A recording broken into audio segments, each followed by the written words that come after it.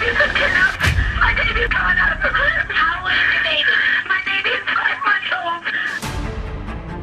old. There is no physical evidence that we located then or now that has taken us outside the home. Something ain't right. FBI agents arrested Steve and Marlene Aisenberg on charges they'd lied about what really happened to their missing baby Sabrina. My name's Kevin Calwary. I was a private investigator for Barry Cohen, who represented the Aisenbergs.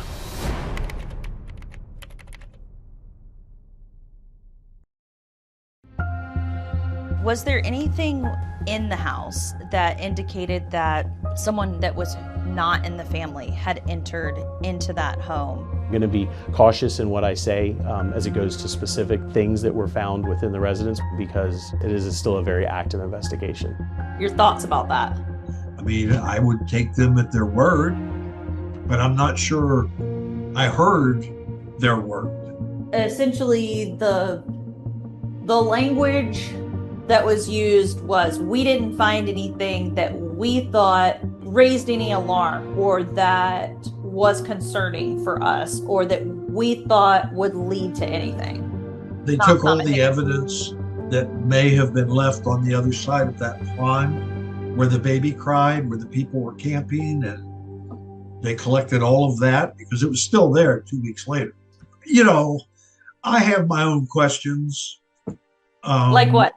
I mean, I would love to know what they found at the two houses in particular that had babies where there were attempted break-ins within that year. They didn't even mention that. They suspected that Steve and Marlene were involved in Sabrina's disappearance. Law enforcement did not have enough to make an arrest for the disappearance of Sabrina. They don't have a body. They don't have anything, right? So the heads get together and they say, what can we do? Well, we can get them on this other thing. So let's make a case on lying to law enforcement. This morning, someone came into our home and took our baby Sabrina Page out of her crib and took her out of our home. And I'm begging that person to please bring our baby back to us. She needs her mother and her father. One of the first charges in the indictment was that Marlene committed perjury because she lied that she became hysterical and urinated on the carpet when she was making the 911 call. And of course, they took the carpet. I mean, oh God. Did they test that for DNA? And an 8-year-old and 4-year-old say they saw it, and the 8-year-old is upset that he had to clean it up. They're all lying, so she's indicted for lying about urinating on the carpet. I didn't know that was that was like the thing that they hung their hat on, basically. It's one of the things. It's one of the things. But so the evidence against the parents or anybody else that may have done it, is there anything? What was your initial mindset going into the Aisenberg house? The thing I noticed was that, as with many young parents with multiple children, the house was a disaster. Not that it was dirty, but it was messy.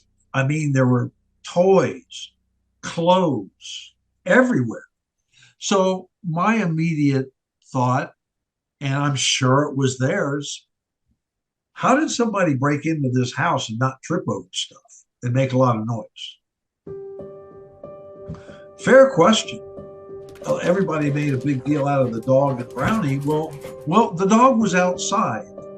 So at least that is what we believe. When you're working on a case from the defense side, you have to be cautious with most defendants because they give you a line of bullshit. And over the course of 10 years that I worked on that case, following tips and everything else, I never saw the first shred of evidence that they did anything wrong. But we have two very difficult to believe scenarios, right? And we don't have proof of either one being true or untrue. We have option one, Steve and Marlene did something and they were able to pull off this mastermind scheme and keep this elaborate scheme and keep it secret for this long. But the other option is like someone happened to enter their home when their garage door was open, their alarm was off, the dog happened to be outside, they happened to get the right room, right? Like all of that seems implausible too. There are all sorts of people who said the garage door was open every night. They never shut it. Maybe something will come about and we'll get some answers about what happened to Sabrina. I hope that happens. There's nothing I'd like to see more than her return to her parents. I mean, I have 4 children, 4 grandchildren, and if one of them disappeared, I don't know how I would have handled that. I would be a mess.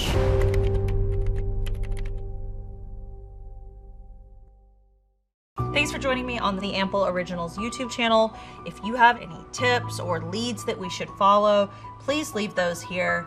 Make sure you catch the full episode on Freeform and Hulu of Somebody Knows Something.